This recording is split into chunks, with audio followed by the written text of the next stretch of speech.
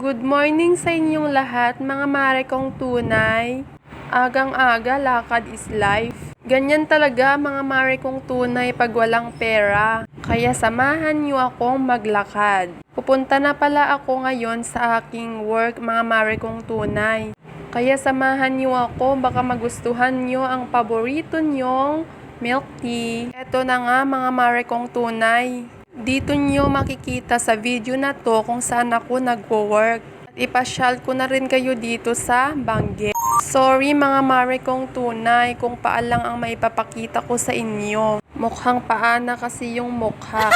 Kaya panoorin nyo to mga mare kong tunay hanggang sa dulo.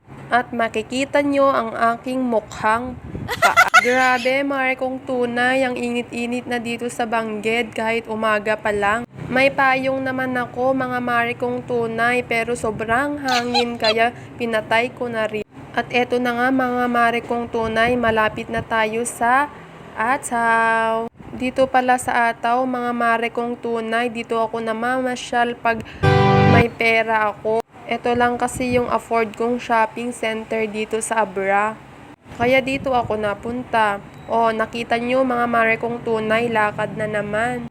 Pero don't worry mga mare kong tunay, malapit na tayo sa shop kung saan nagwo-work ang mga magagandang dilag. Kaya kung may oras kayo mga mare kong tunay, bisita din naman kayo dito para makatikim kayo ng di pa pinatikim ng mga BFF ninyo. Kaya samahan nyo ako hanggang dulo.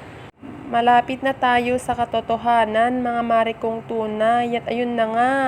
Oh, nakita pa yung mga kaibigan mong walang ambag sa iyong buhay. Pero kung magchismis, wagas.